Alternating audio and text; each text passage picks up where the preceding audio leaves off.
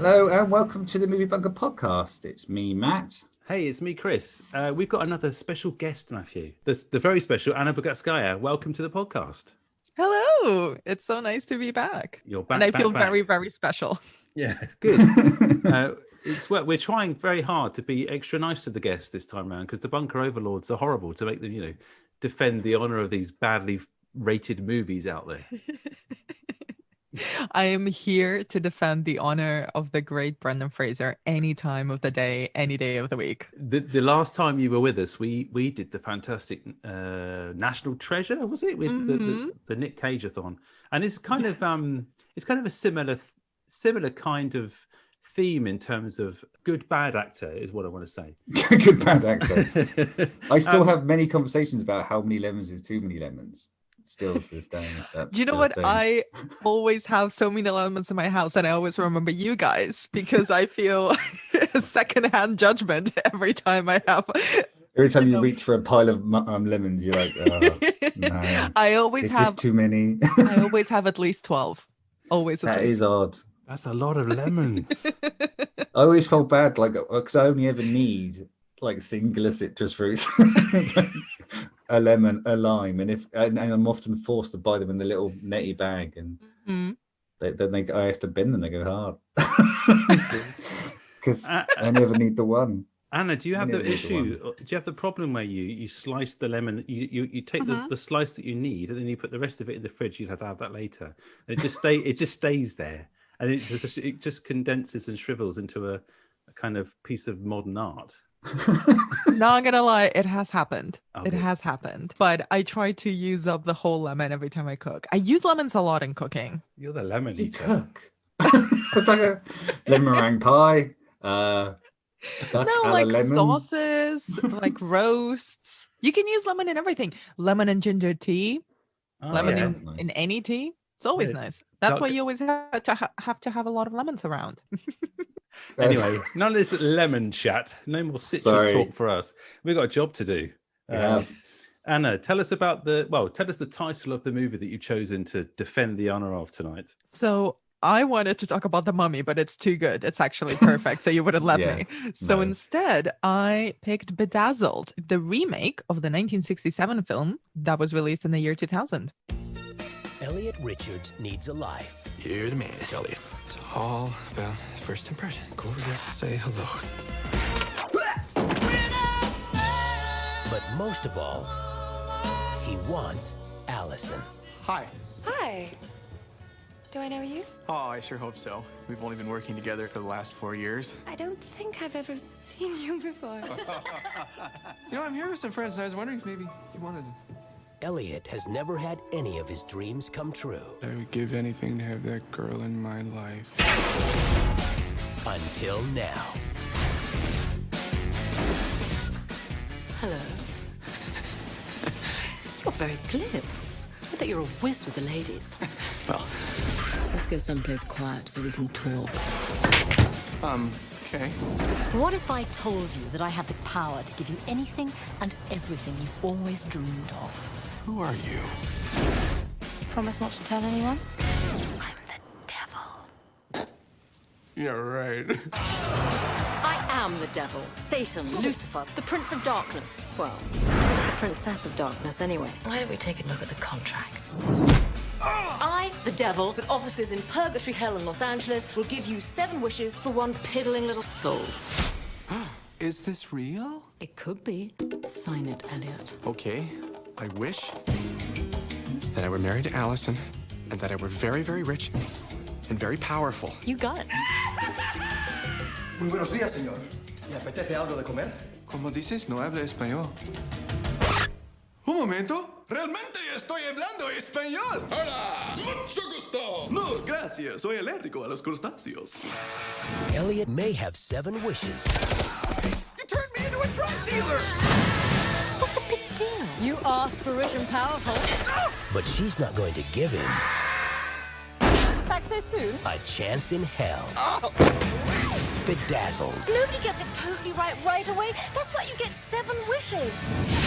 Besides, do I look like somebody who tried to trick you?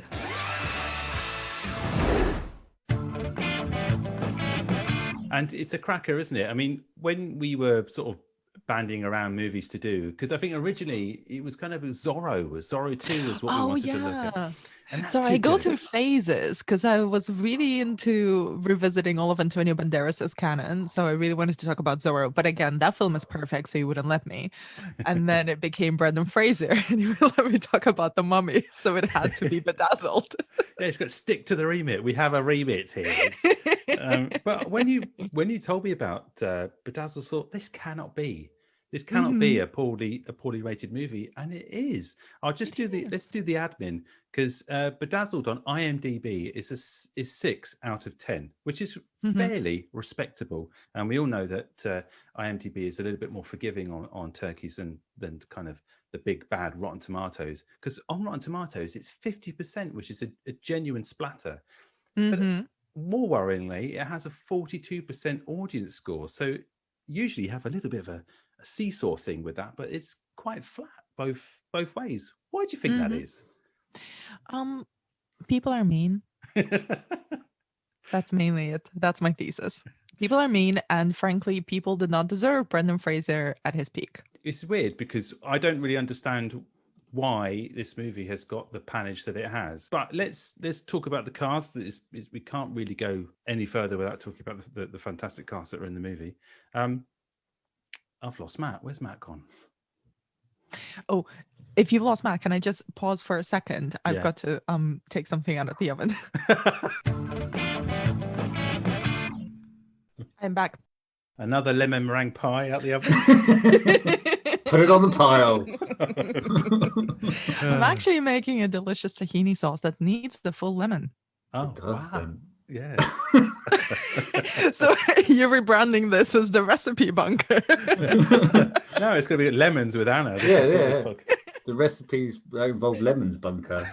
It's very niche. Okay, right. I was going to talk about the cast. The cast is pretty stellar. If you look at movies made in the year 2000, it's got some real pedigree there. The lady who does not age, Elizabeth Hurley, plays plays the devil, and we get some other cast members here that I've seen in lots of movies. Evolution and sort of the Ghostbusters type movies of the time.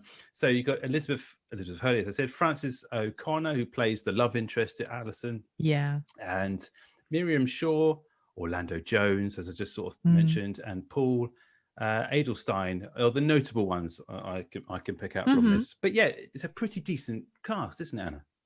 Yeah, it's pretty of the time. The supporting cast is really, really excellent. Orlando Jones is always a pleasure to see him in anything. And Elizabeth Hurley is just, well, I mean, she's kind of being Elizabeth Hurley, isn't she? But she's such a good devil, though. Can we talk about the fact that she hasn't aged? Like, this is insanity. Like, normally maybe she is the actual devil. Well, this is like, my in a thinking. good way. It's like, did she sell her soul? Did she make some wishes? Because she looks no different. It's freaky. Yeah, she looks amazing today and in the year 2000. Yeah, who can say that? If we talk about the kind of tone of this movie and the directorial style, it all really comes across, obviously, because of the director Harold Ramis. Yeah. And adding that kind of just sheen and that sparkle to just the way this feels. None of this adds up, does it? So far, right? You got Harold Ramis, you got Brendan Fraser, and you got a certified splat on Rotten Tomatoes. It's just what went wrong? Why is it like that? I will admit, I totally had forgotten that Harold Ramis had directed this. So when his name came up in the credits, I was pleasantly surprised, because I just remember this as the Liz Hurley Devil movie / Brendan Fraser. That's what I remember of the film. And obviously, I'm a big fan of Peter Cook and Dudley Moore, so I loved the original film that they wrote and starred in from the 60s, which I saw because of this film. So actually, this film is responsible for me discovering the work of Dudley Moore and Peter Cook. Wow. And for that alone, we could just end this podcast now and say, well, there you go. Yeah, send it out just in case it sends someone else down the road to Peter Cook and Dudley Moore. So they've got writer credits on this film, but did they actually write it, or is it just because of the fact that it's a remake and they're kind of it's because it's based on their film. In fact, I believe they had already passed by the time this film was made, so they did not. Would have been tricky to write for it then. Unless that devil thing really is panning out. It's like, oh god, we need some writers quick. It's the original, and I've not seen it, but is it obviously tonally it's going to be very different. So I'm guessing it's going to be a bit more swearier. I mean, is it sort of proper? It's honestly, it's a genius comedy. I think the original Bedazzled, but it's very, very different. I mean, namely, they gender swapped the devil, so the devil here is, Liz Hurley. But in the 60s film, it's Peter Cook, and it's that kind of very deadpan comedy style that he had.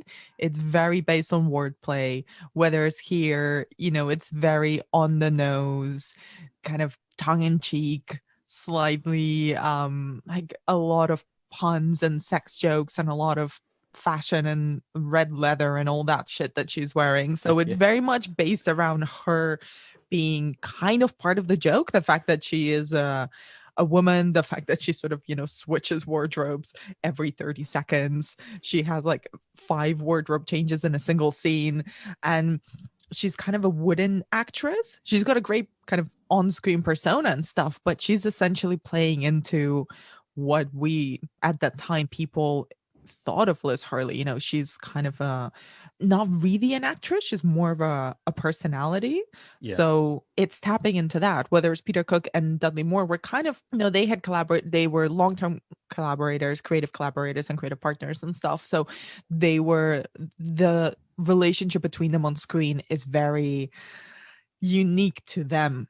So you kind of go to see them play off of each other, whereas you don't go here to see Brendan Fraser and Liz Hurley play off of each other. I think that's a good point in terms of Liz Hurley's acting style, and it's very similar to the Austin Powers. That's very generous. It's very generous. Trying to be polite. Acting and style in the same sentence. Listen, I love Liz Hurley, but she is no Kate Blanchett. No, but she does deliver the lines with just that plummy, that plummy way, and the dialogue is, I guess, one of the main issues.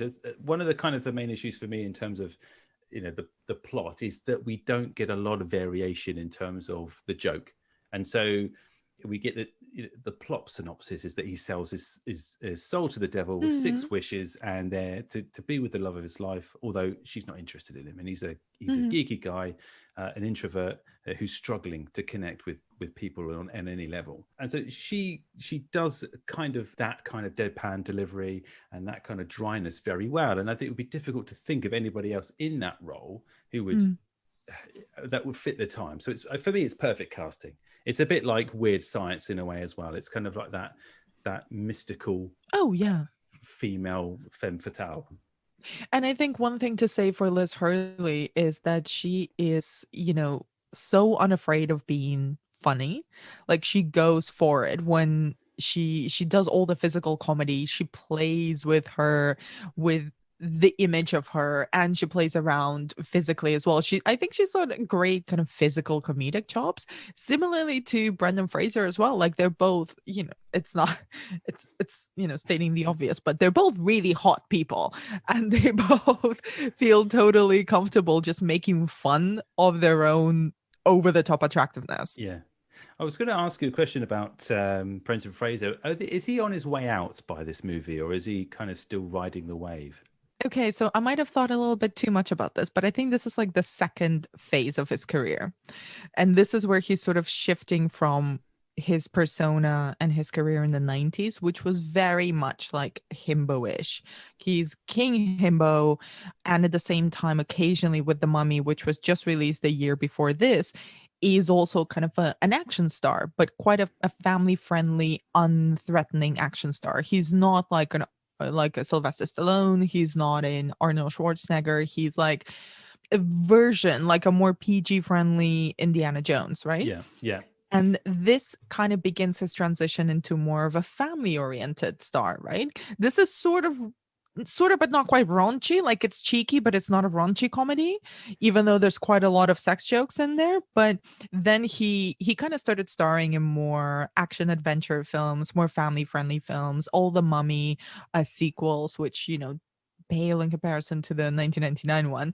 Yeah. But I think that's kind of the beginning. This film is the beginning of that second phase in his career, because he's kind of leaning more into the PG friendliness and more into the physical comediness that is not so much tapping into his himbo persona, which I have a lot of love for, because if you look at all of his work in the 90s, it's basically kind of playing off this himbo trope, which he does so well. Yeah, and a kind of similar art to Keanu Reeves in that sense, right? So, you know, going from what everyone thought he was to then being an action kind of star, and surprisingly working at it. Do you know what I mean? It was like, I remember first seeing The Mummy, and it was like, oh, you know, he's really good in this. And I did fully expect him to suck because of all the previous films where he kind of just looks for excuse to take his shirt off and run around a little bit. So yeah, it was. I'm sorry, what's the problem with that? Nothing at all. I don't see any issue here. Yeah. His devotion to that sort of goofy, slapsticky kind of humor is very commendable. But even in this, right, you see kind of his weird facial range. We talked about Matt Dillon in the previous podcast where we were looking at Capone and how I can't shake his character from Something About Mary and anything he's done since, because he's just got that face, and it's now stuck. That goofy face is stuck to him. Whereas even in this film, like, Brendan Fraser goes from goofy to like quite menacing at the end in certain scenes and stuff, and it's just utterly believable the way. He's got like that weird ability to really present himself as a kind of as a loser on screen, but really switch when he needs to. So that's the whole journey of his character, Elliot, right? Is that he begins as a kind of very socially awkward, deeply desperate, deeply lonely character. And through all of these, you know, adventures, let's call them, with the devil, and these, you know, these variations of the things that he thinks that he wants, he realizes that he doesn't really need those things, and he just needs to stand up to himself a little bit more. Even the way that he looks at his love interest, Allison, who's played by Frances O'Connor, that you mentioned before, like, it's quite creepy at the start. It's real creepy. Yeah, it is. And there would certainly be some HR letters knocking around about him, right? There's no way to be able to get with this. Like that scene in the bar where he's like reciting every single lunch order that she's had, or, you know, just obsessing over just watching her. Like, it's full on creepy incel-y behavior, right? But towards the end, actually, when he finally asks her out, and this is, you know, what a beautiful journey for a man to realize that a woman can say no, and he should just be fine with that. Where he kind of, you know, asks her out, and she very nicely kind of turns him down, and he's like, oh, okay, well, you know, if you ever want to, then, you know, I'm interested. And it's just a beautiful scene, and he actually doesn't get his love interest that the whole movie has been setting up for us, because, well, he doesn't actually know her. And I worried when I was rewatching this last night that maybe it was going to go in a weird, creepy direction, and I just had not remembered it. And actually it didn't. And that was a relief. I'm not sure if I fully get the arc, though, to be fair. Like, if those series of incidents, meeting the devil and everything else, probably would have driven me insane, rather than maybe as a more confident man. I feel I'm not sure I would have had the same reaction to this journey of basically being gaslit by the devil for days, and then go, well, actually, now I can dress better now. I'm fine. I'm good. I mean, the fact that his main not his main takeaway, but one of his main takeaways of, you know, getting confirmation that heaven and hell exist, that there is a God and there is a devil, and that, you know, there is a whole layer to humanity and the afterlife that he has gotten firsthand confirmation from. And his main takeaway is, I'm going to stand up to the office bullies, and I'm going to get a better jacket, and I'm going to ask a girl out. No metaphysical questions for Elliot Richards. Just better wardrobe. And also, can we just appreciate the fact that Liz Hurley's devil is fundamentally such a troll? Like, all she does is troll poor Elliot. Everything that he wishes for, even when he's trying to be so specific, she finds a way to make it a trolley like experience for him. The best one definitely has to be the fact that she gives him a tiny penis as revenge for one of the things. It's like the fact that he was like clearly very stupid, Yes. That wasn't the issue. The fact that he had a tiny penis was the deal breaker for him. I mean, the fact that he couldn't even remember the numbers anymore. This is how stupid he had become. He had all the little post-its with little post-it notes, 666. yeah. And then he has it upside down, and he's like, but his takeaway from that is like, that was almost perfect, apart from the fact I had a tiny penis. I love the fact that in that fantasy, he every time he punched in the wrong numbers into the little devil pager. By the way, let's appreciate a pager. Come on, but he would just grunt. He'd be like 5, 5, 5. I loved the sweating when he was talking to the reporter, the news anchor at the end. They've just rigged this little kind of water pipe up his forehead, and he's spurting water sweat out everywhere. That's one of the best. Again, maybe a deal breaker for most people, but no, this is fine. I can work with this. Another good scene and showing kind of Brendan's full-on goofiness and commitment to the role. The other one I really loved was the character where he's just very devoted and very in touch. The sensitive guy yes. one. Oh, the ginger. Guy. That's me. I mean, that's me. I just feel I felt so seen. Because I've written a couple of songs about dolphins. I don't know if you wanted to hear them. I felt stereotyped. That's what. I felt. I'm sorry. I too just want, a man who will ignore me and leave me unread. Plus, also they got it horribly wrong because they put a ginger man on the beach who appreciated sunshine. That's just never gonna fucking happen. I just wanted to ask you a question about Brendan again, going back to the good Brendan. What do you think's? I know he's been in some TV series and stuff, but what do you think he needs to kind of get back on track? Well, he's been cast in the new Darren Aronofsky film, so I think a Fraser's Sons is around the corner. And also, we're recording this on the day that he was trending worldwide on Twitter, and Twitter is just awash with people just like me appreciating the work of Brendan Fraser, appreciating respectfully. Just waiting for your moment, just all secretly kind of hashtagging each other. Today's the day he's trending. I have been waiting for this moment since 2006. Make him trend. Go. He was in quite a few TV things recently. He was in The Affair. He was in Trust. He's done quite a lot of TV stuff, and I haven't seen it. I'm not even sure if it's out, but he did do a series called Professionals, which I've kind of seen talked about, but I haven't seen myself. But his heyday, because I think he was such a physical actor in his heyday, both in terms of just his comedic work, how he's a very physical performer, and in terms of all of the action stuff. And he's actually spoken about this in interviews. There's an amazing interview with him from a few years ago where he was, on his ranch and in his family home, and kind of talking about his career, and also how he, kind of slowed down. And he talked about the physical toll that all of that work took. Like, he was literally kind of like falling apart as a person physically because of all of the strain of doing these back-to-back super intense productions, really physically demanding productions. So I think who he is as an actor and what he's able to do has also shifted because of that.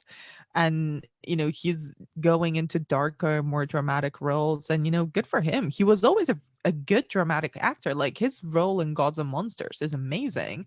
He did do that alongside other stuff, but he just became more well known for his physical comedy and for the action stuff. But he, and that's the thing that made him a star. But now that that's kind of done with, he's leaning more into the drama. And I think he's one of those actors who was very beloved, very well known for a long time, and then sort of didn't quite find that massive headline success in his later years. But it doesn't mean, I think he's ripe for people not just kind of really appreciating his comedic prowess and also him as an action star, but also now that he's not kind of this I'm not saying this with any kind of meanness at all, but now that he's not sort of burdened by his looks, which can be a burden for a performer, right? He can kind of break out and do more interesting roles, perhaps.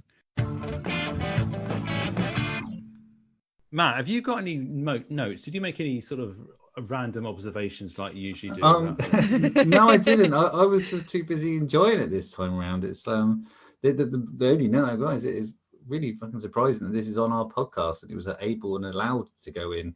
Yeah. This is the most surprising film since Blade that has actually been allowed in our podcast because of the rating of it. So yeah, I completely agree. It's easy to write notes on stuff when there's lots of stuff to pick out of these movies that we do, but this one I've just got lots of good stuff, lots of praise. I mean, some of the things I noticed, it does take its time with the story. I know we said, the editing's a bit slow in places.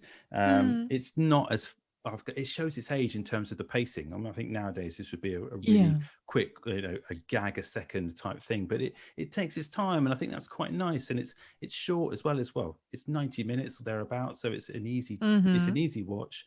I did like the foreboding of the shit CGI in the last scene because got Liz Hurley and Brendan Fraser stood in the office, clearly not in the office anymore, and in a minute there's going to be some large special effect because they haven't quite cut them out properly in Photoshop and put them on their backgrounds yet. And then she goes full big devil, tries to stick him with a massive fork. Yeah, it's still a great scene though. It still sort of harks back to some of the, the 80s monster flicks and, the fantasy stuff. It's, it still holds up to me. You can really forgive bad CGI these days, I think, if you just enjoy the story. Also, there's a great little visual callback to Peter Cook's Devil from the original Bedazzled when they're on the bus on their way to the McDonald's to buy a Big Mac and a Coke. And Liz Hurley wears these kind of tiny red sunglasses that are kind of shaped like, I don't know what the name, like hexagons or something like that. Like they've got a weird shape. Those are the I think almost exactly, if not exactly, the same type of little sunglasses that Peter Cook was wearing when he played the devil in Bedazzled. And had two dogs on the beach called Peter and Dudley. Oh, right. Oh. Yes. Wow. Oh yes, that's such a cute one. That's good. That was good. Yeah. Matt, I think it's, as we've already touched on earlier on, I think this is a complete travesty that this would be have the rating that it has and be something that anyone would want to defend the honour of, because it's a bloody bear in mind we've kind of just spent the last 30 minutes just recounting bits of the film that we liked rather than going this was terrible. The worst thing about it is Liz Hurley's a little bit wooden, but it plays out perfectly for her in this. I'm not a massive fan of the super sweet ending. I think had they just left it with him, learning and growing and appreciating that he didn't know this woman, so he shouldn't be kind of wasting his life and wishes trying to get her, rather than generating some weird clone that also likes speakers to move in next to him. That felt very much like a test audience kind of result kind of thing. I wish it ended a bit happier. And then they end up with that. But apart from that, it's nothing wrong with it. I'd watch it again. I like the caperness of it, and I like the, just it's varied, it's funny, and there's a lot going for Brendan. And also, Fraser. it's like a gateway drug, right? If you go from this and then discover Peter Cook and Dudley Moore and their early work and their films, and then if this is the gateway drug to those sort of things, then it needs to be out there just in case it traps someone else into a lifelong. Definitely. Well, into a lifelong Fraser appreciation. Yeah. Well, we did really well. Thanks, Anna. We did an excellent job tonight in getting Brendan Fraser trending with all our tweets all night long whilst we've been recording. Yes, it was us. We did it. Just us. Yeah, well, listen, thanks so much, Anna, for coming on the show again and defending the honour, though you didn't have to, of this is a fantastic movie, Bedazzled. And two great films again, right? National Treasure and now this. So. Yeah. So you're just opening our eyes. 53rd album, Anna. I mean, next time we can do Blade Trinity, because I have gone back on that film and now I appreciate it in a whole different way. Oh. Well, this movie is going out of the bunker. It's going up the pipe, as it always does.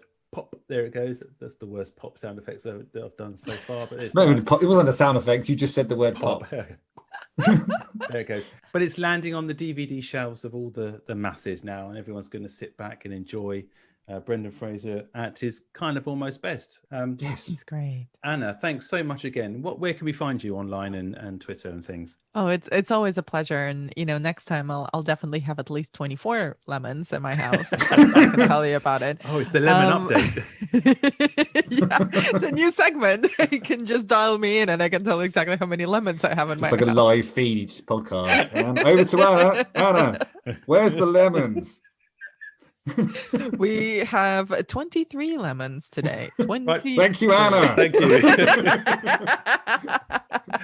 And that was the lemon update. Just need the jingle. And the jingle will just be the noise of a lemon being squeezed. When I was doing that as well, I actually was putting my finger in my ear, like completely wasted in podcast land, but I was selling it to myself, looking off camera, putting my finger in my ear to talk to the roving reporter Anna Lemons. Driving around in a lemon-shaped car. Get out of my way! I've got the lemons. Now that you mention it, I'm sensing a bit of a theme because I do have a lemon print dress and lemon print socks. I hope if you're wearing them as well. Talking about lemons, this is. I think you're obsessed. No, with but lemons. I will for the segment. Not now. I think Anna, you need lemonade. Oh. Shit, no, if there's a reason for a cut, that's one. That's the end of that segment. There's oranges, isn't it? Sorry. So I am on Twitter at Anna Be Demented, and I'm on Instagram at Happy Halibut. And I very often forget to tweet about the things that I do. So occasionally I remember to tweet about the things that I do and podcasts that I record and writing that I put out. So it's all going to be on one of those. Excellent. Well, thanks again. We'll look forward to speaking to you soon about Blade. It's definitely on, so we'll be in touch. Amazing. And I'll update you about my lemon situation then. Cheers. Thanks, guys. Thanks. Cheers. Bye. Bye.